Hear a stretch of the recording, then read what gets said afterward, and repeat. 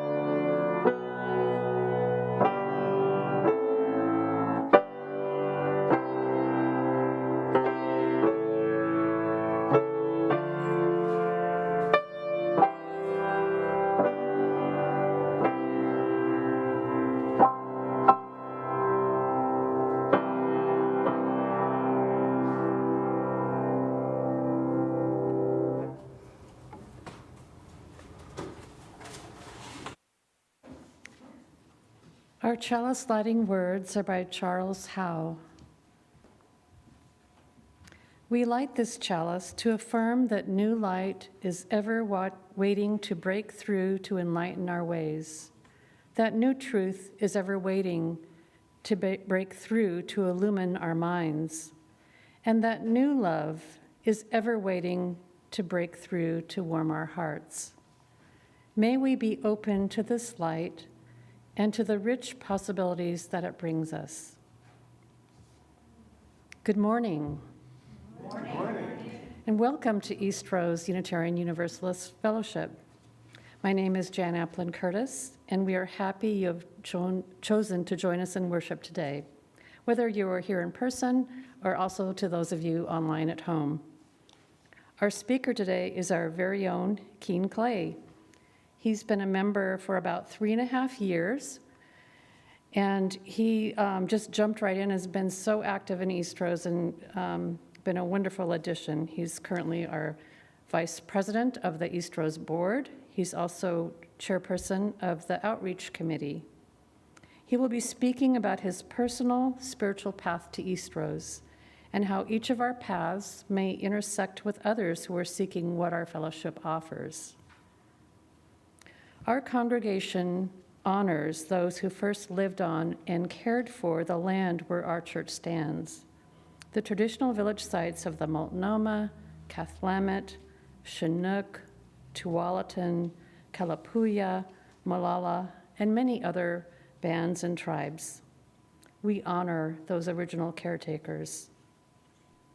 Now we'll take a minute and turn and greet our neighbors. And also we want to stand up and wave to those at home that are viewing us. So go ahead and stand up and And wave to those at home and say hello to each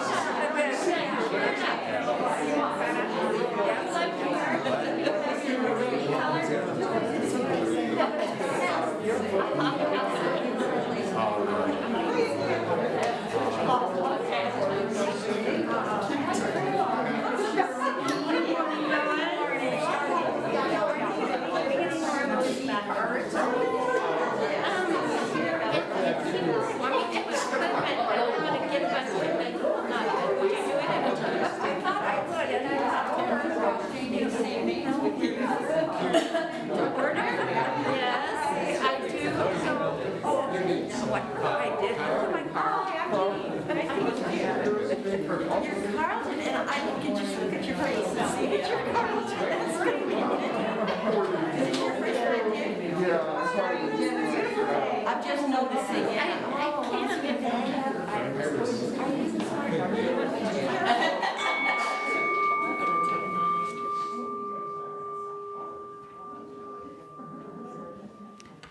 I invite you to continue your conversations after the service during visiting time, and there'll be time also for those online during Zoom Cafe conversations. I wanted to also introduce Carlton Smith, who is the district representative for our area that's visiting here today. So welcome, Carlton. We have opening words that will be shared by Keen.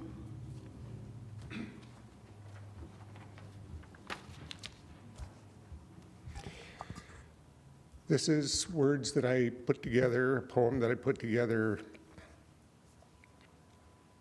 after an evening at the Grotto, which is a sacred space here in Southeast Portland. If you haven't been there, it deserves a visit. It's called The One God. If we believe in one God, all-encompassing God, does it matter what we call it? What language? What name? Will the one God not understand? When we raise our voices in praise, are the words important? If we mumble or if we shout, will the one God not understand? Is our neighbor an address? Is our brother a color? Is our religion some sort of key? Is our one God that small? Whether we bow down alone in supplication or join voices to sing praises to the heavens, go inward in meditation or invest in ritual, is our worship any less for the one God? Shouldn't every prayer be for strength? Strength to carry our burdens and share the burdens of others, strength to appreciate and strength to forgive. And now I need to tell you that the rest of this is on another sheet of paper.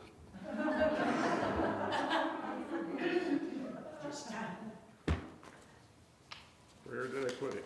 So hold that thought.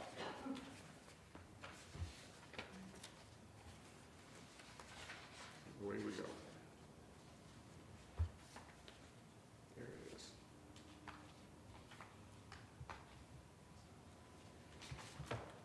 My apologies.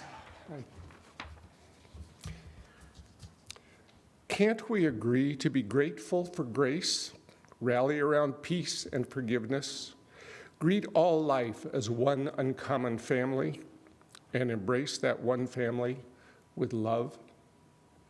When we are but a speck on a speck, in an infinite cluster of specks, floating in eternity, should we pretend to know the answers? Are we not insane to think we know God?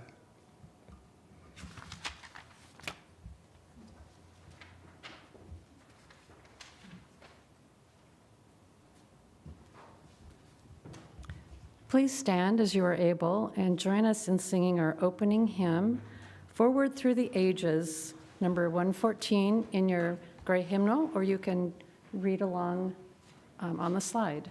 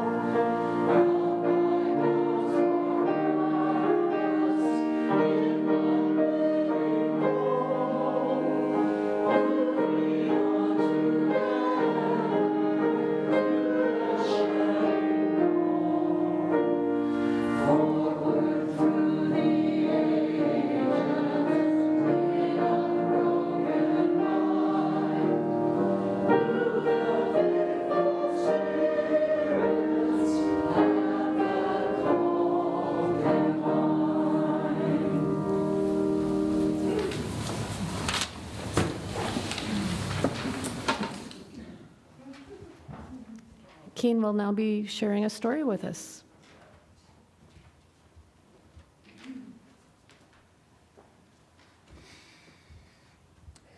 This is a short story, and it's as much for adults as it is for kids, but it's mostly for adults, really. And it comes from a story that was told to me as a child, and I don't know exactly who told it or where it came from, but it comes out of a history. There was a pastor in a small church in a small town, and every Sunday, he and his son would walk up the steps of the church to the church door. There was a box on the church door every day. He would take $1 out of his wallet and pull it in the box on the thing, and the box said, "For the pastor." And every Sunday he would walk out of the church, open the box, take that $1 out, put it in his wallet, and they would go home to supper. This tradition, ritual, act happened over years and years, and the son grew up and was now about as big as his father. And one day he stopped and said, "Dad, why do you always walk up and put $1 in that box? And then when you come out, it's always the same $1 that you take out of it." And Dad stopped and said, "Son, there's a message here. There's a moral here. You only get out of something what you put into it."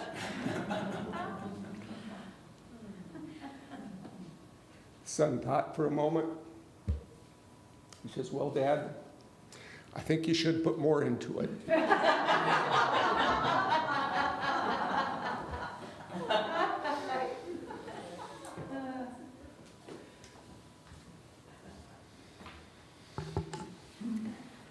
A religious community is like a river formed from the many streams of our lives that meet and merge and flow to the sea. As members and friends of this religious community, we share our time and our energy, our creativity, our imagination and vision, our talents, skills, and gifts, and the streams of our individual lives to create a river that is both deep and broad. A river that is made of many streams, sustains life, and refreshes the land through which it flows. But the river of this community also depends on our shared financial support that makes real our shared values and visions. We will now receive an offering for the support of the religious community and its work in the world. You are invited to give generously and joyfully as you are willing and able. Half of this week's offering supports Friends of Nadaka Park. Nadaka Nature Park is just down the street from Eastrose, and it offers community gardens, walking trails, and nature-based play structures. For those of you at home, you can donate by using your phone to scan the code on the screen, and you'll be sent to the Eastrose website donation page. Or you may choose to donate after the service by visiting our website. The gifts of our congregation will now be most gratefully received. Mary will be playing some music, and if you wish to sing along, the words to the offertory music will be on the screen. We just decided yesterday that maybe a lot of you know this hymn that I found in the Presbyterian hymnal. And so just remain seated and sing along.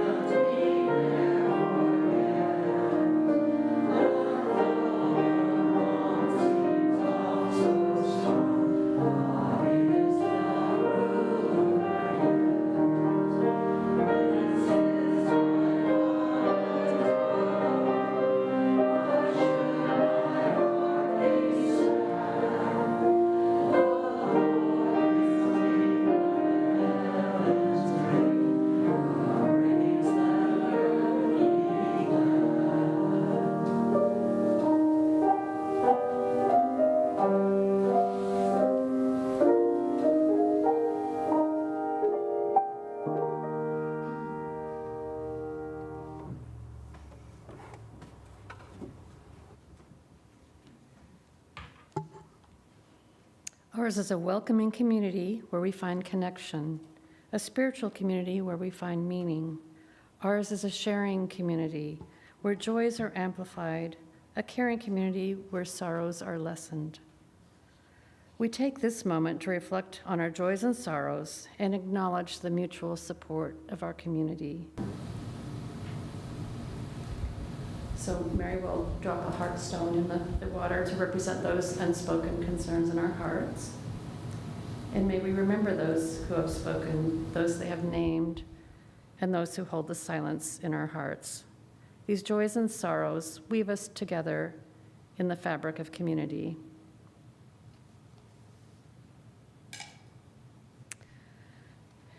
Mary is going to play Peace of the River now to close our joys and concerns. She put some music out on the chairs. If you'd like to, yeah, they're scattered around the room. If you'd like to sing along while she plays, you're welcome to, and stay seated. You may know it, I found it in an old Girl Scout camp book. So I'll play it all the way through once and then remain seated and sing along softly.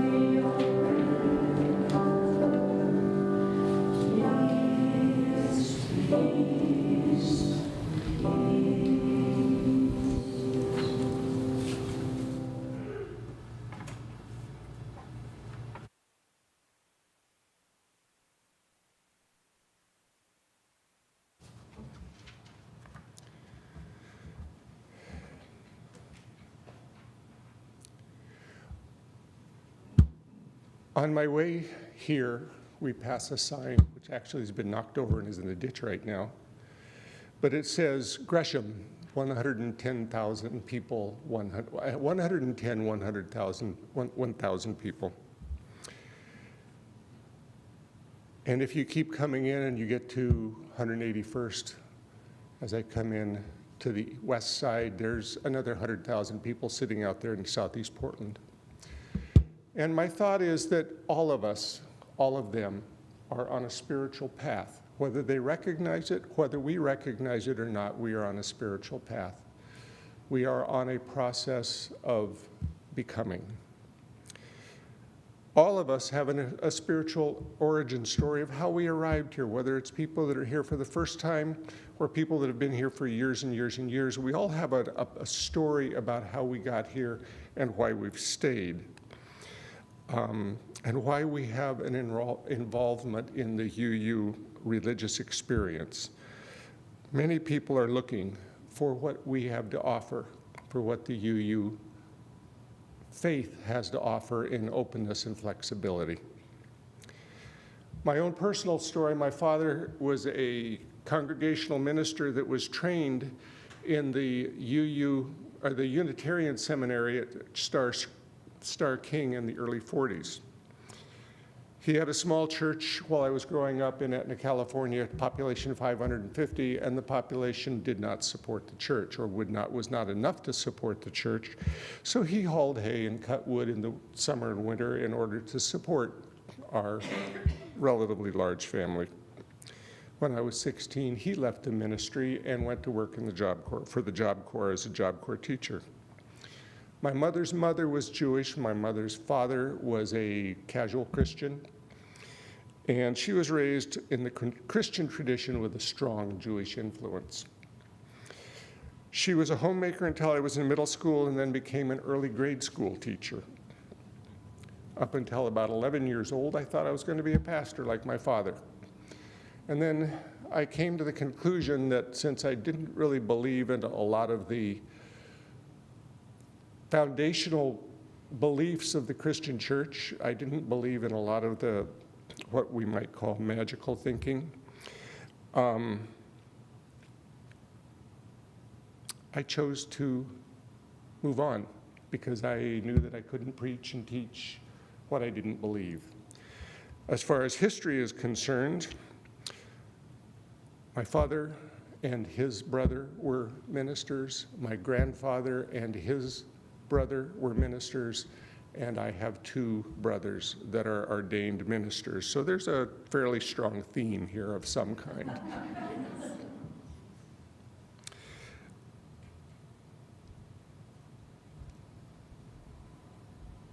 Many of those Sunday school lessons stayed with me. I remember an event that happened in our church, in the church, the bigger church, at Congregational Church, United Church of Christ, in the early 60s. I don't know exactly when. But they had a program called SOS, which stood for Share Our Surplus. And at their GA meeting, like we've had just recently in Portland, in their GA meeting, they changed that program to SOS. Share our substance.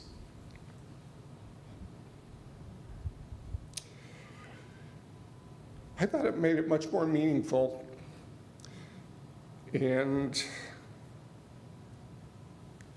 I like the idea of being asked to share our surplus, or our substance, more than share our surplus, our surplus. Yeah, anyway, I like the share our substance.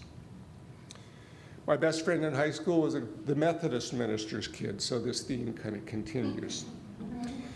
And we spent hours discussing religion and where we agreed or disagreed with our father's interpretation thereof, and where we diverged from our father's beliefs. I have never been comfortable limiting God to man's perception of God. I do not think that humans have some sort of special relationship with God other than the incredible gifts of life, self-awareness, awe and wonder, and storytelling. To me, God simply means something indescribable and all-encompassing. Mark Twain said something to the effect of, God made man in his image, and man returned the favor. I do not believe that the description of God can be based on human perception, emotion, or image. It is too limited. After high school, I attended Pacific University for 6 years, which resulted in my Doctor of Optometry degree. It was a professional path that involved 6 years of education, 45 years of practice. And I spent the first 5 years after school in the Chicago area, 3 years in the Navy, and 2 years in private practice. While there, my first wife and I divorced, and I met Peg. I'm glad to have her here today. She followed me out to Gresham with her 2 boys in 1977. We were married in 79 and had 2 more boys and raised our family in Southeast Portland. The last 40 years of practice were in Gresham. I retired in August of 2017 after exactly 40 years in practice in Gresham.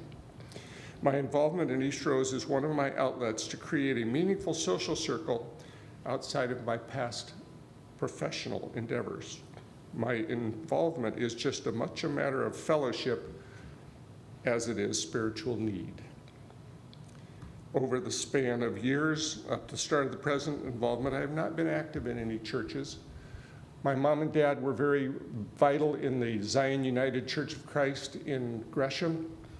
And as they aged, we took the duties of transporting them to and from church and attended with them quite often. And it was kind of our church home. We got married by the United Church of Christ pastor at the time and attended a lot of their services, like Christmas Eve services and things like that. Just that was our home away from home, but we didn't really join, or we didn't really have, we would have been considered a friend.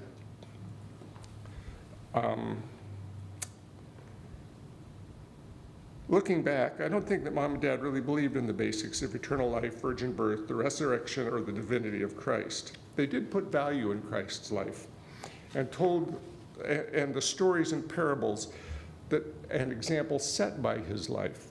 And I have shared that approach. Mom's attitude was God was too busy for her petty little things that are going on, and to be bothered by her small problems and gifts. And her prayers should only be for strength to handle what was presented to her. This was her one shot at life, and she appreciated the opportunity to be of service. I remember a conversation with Dad that summed up his involvement with church and religion, and I quote him, "There are two reasons to go to church. One is for worship, and the other is for fellowship." And I really don't know which one is more important. His desire was to be in the service of others in and out of church environment. I have come to the conclusion that worship and fellowship and service are very much intertwined as part of community. We each have an Eastrose spiritual origin story. We each have a spiritual quest that brought us here. The fellowship was here at a time that you were open to it and a time where it was filled in need. Not all of us have had the same need, and the beauty of this church, this fellowship, is that we do not need to agree on the path. We share a great mystery that others in and out of the fellowship are willing to share and explore. We encourage each other to be better people and live a life of principle. My involvement started with Eastrose Unitarian Universalist, started with the plant swap organized by Karen Pyle and Linda Sheldack. I love gardening and stopped by one year and returned the next year with a truckload of plants to share. I took time to stop and talk to Patty, who was pastor in the church, and met others that were here at the time. It was enough to get me to come back a few weeks later to experience the service. I have chosen to take an active part in the fellowship and see if I can help to find a way to invite and inspire others into the congregation. There are multiple avenues for us as a fellowship to attract people of like mind. I invite each of you to reflect on the path that brought you to Eastrose Fellowship and why you decided to stay, or if you will stay. What do we have that you can share with others to enhance your lives and the lives of others?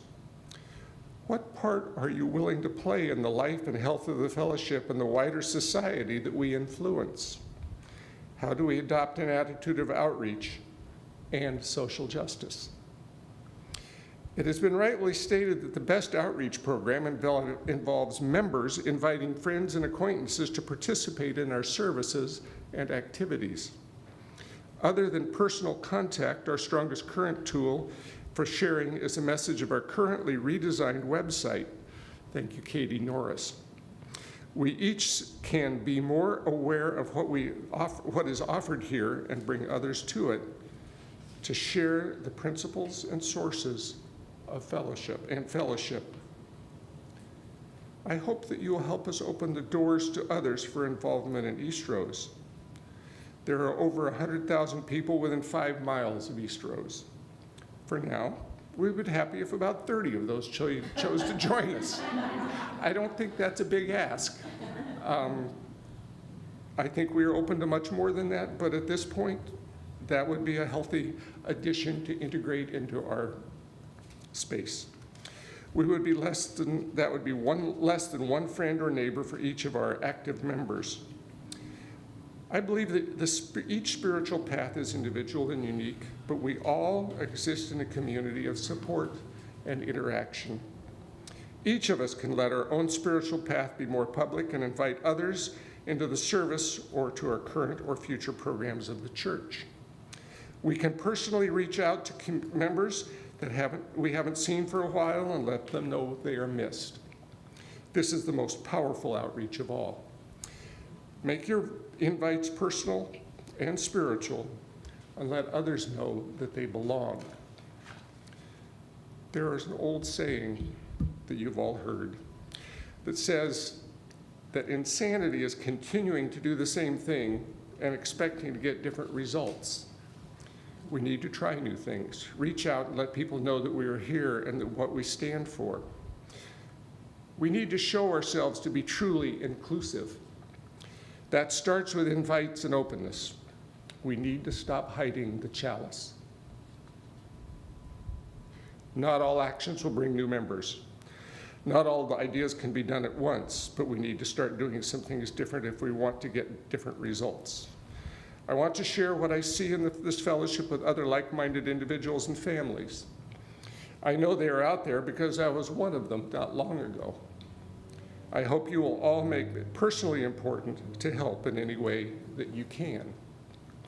We should not hide what we have or feel that others are not looking for it. Together, we can become a more active and open, inviting, and welcoming fellowship. As our fellowship grows, our influence in the events of the world will grow, both individually and as a social force. We need to share our substance, and we will only get out of it what we put into it. Let's put more into it. I offer the following in closing. It's called a personal creed, and it's kind of where I come from. To live now, here, through all my moments, is my blessing. Loving and being loved, seeking peace, is my purpose for living. My significance lies in my ability to appreciate my insignificance. Awe and wonder, gratitude and amazement are my worship. Willful and random hopes, visions, meditations, and wishes become my prayers. Prayers are answered when I can open my eyes and heart and see the ever-present possibilities. Forgiveness of others and myself, humility and acceptance are my penance. I exist as part of an ever-evolving community that encompasses all creation. Eternity is mine, my small share of all life, shared through the eons. I stand as inseparable inclusion in the indefinable essence we call God. My search, peace and understanding, love, acceptance, and a nurturing fellowship in which to grow brought me to you. Thank you all for being part and partners in my search.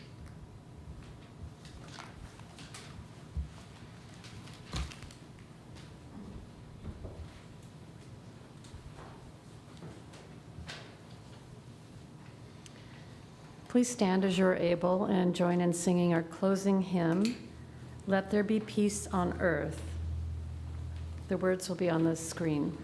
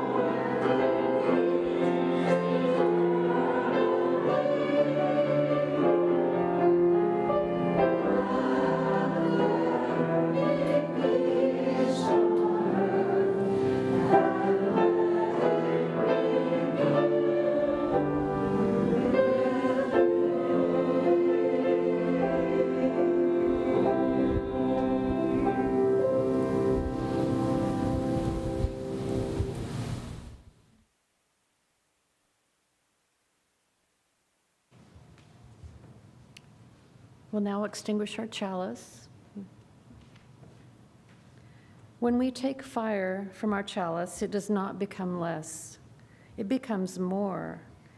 And so we extinguish our chalice, but we take its light and warmth with us, multiplying their power by all of our lives and sharing it with the world.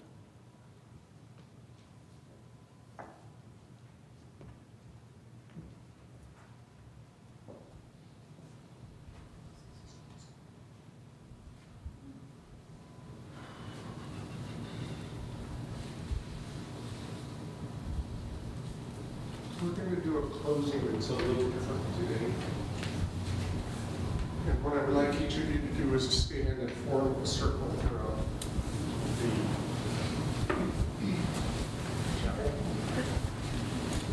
the figure out, you can organize yourselves. Leave a space at the altar here for those of the people that are online and those that are not present with us to be able to join in. And if you just hold hands here for those, take hands.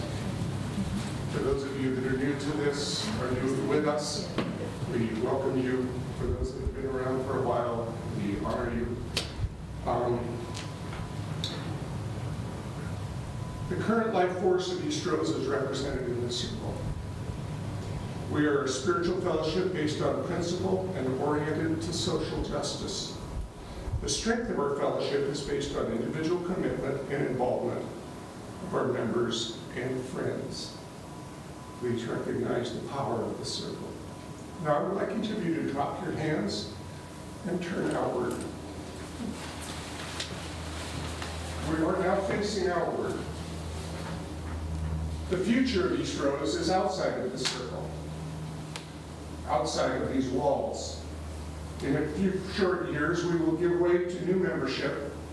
We will carry our mission and fellowship forward. It is our duty to find, welcome, and nurture those new faces and their spiritual, social, and creative energies. So now in peace and openness, let our chalice shine. Thank you. I think we're still, you can take your seats again. I think we're going to have announcements.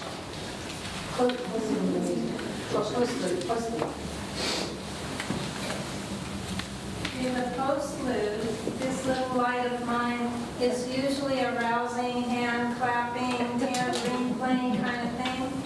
Not today. After what we just did, Keen would like us to sing it in a quiet, reflective manner. Our light within us. So we'll give this a try. It'll be a little different.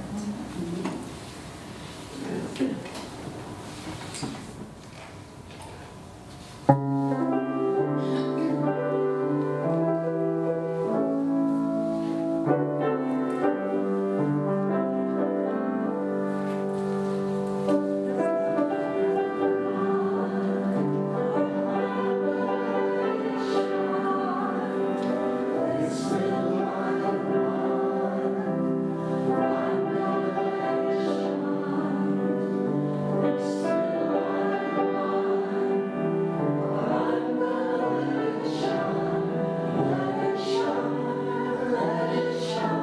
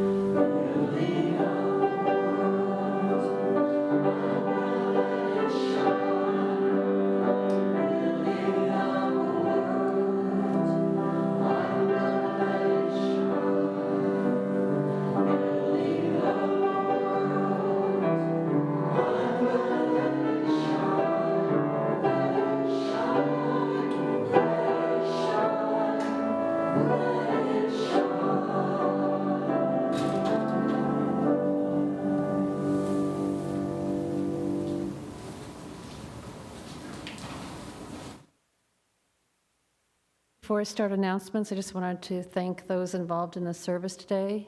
Thank you so much, Keen, for your wonderful message. Mary, the beautiful music. Phyllis and John for all your tech skills, thank you. And Sherry back in the office. So, Snowcap, there is a group of volunteers that is meeting from 3 to 5 on Friday at Snowcap. They do this volunteering monthly, always on the second Friday.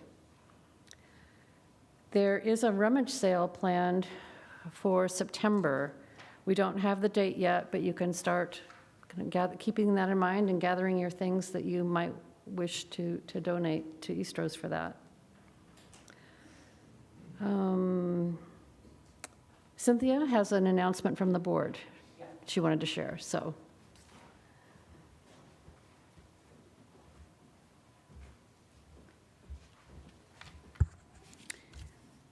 One of the things is really important to me since I took over being president is I really want to make sure that you all know what your board's doing.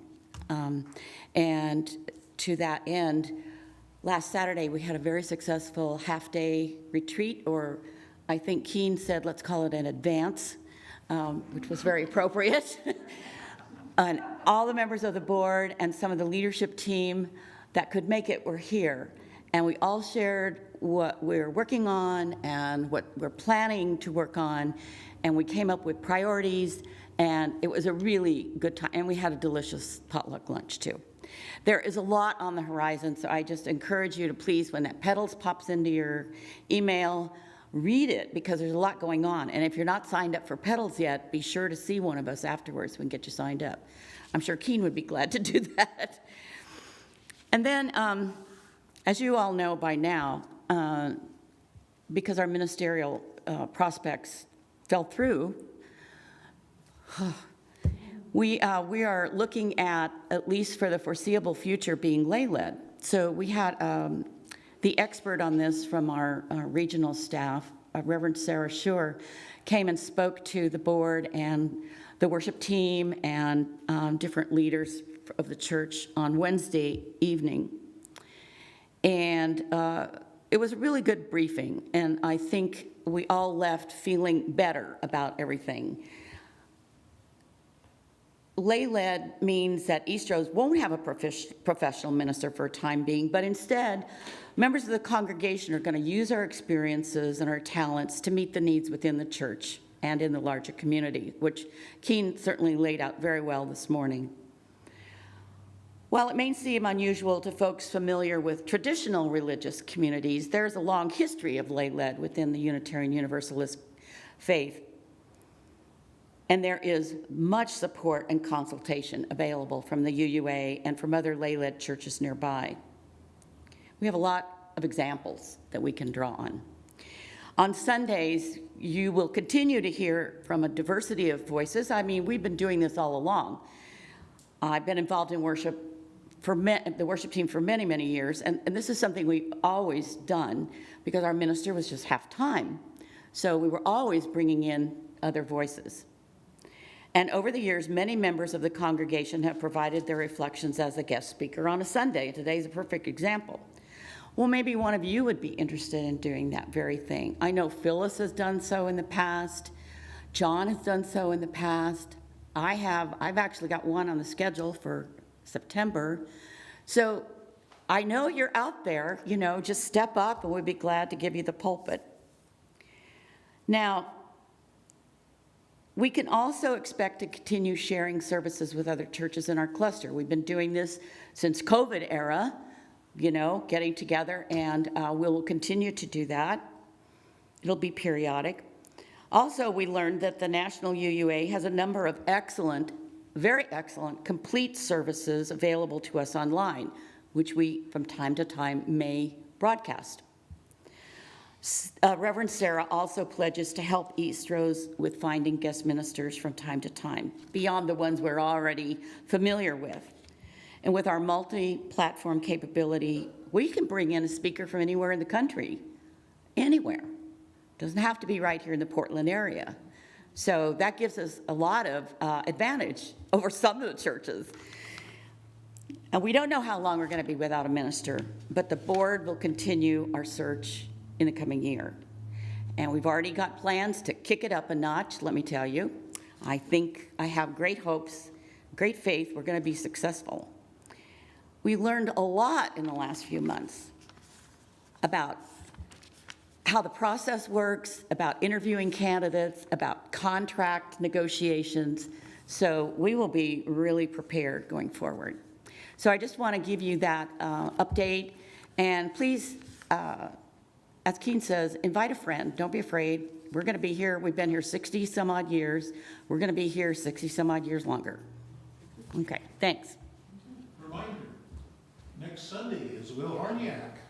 Yes, and our favorite storyteller, Will Harniak, will be here next Sunday. Tell a friend, bring a friend. That leads me right into my closing statement. You won't want to miss next Sunday. The topic of Will Horniak, one of our favorite speakers, is Emissaries of the Imagination, the Arts, and in Times of Environmental and Cultural Upheaval. So please join in and be here or watch at home. We will now conclude today's service, and you can join in coffee and visiting time. And those of you at home can exit YouTube and join the Zoom conversations for sharing time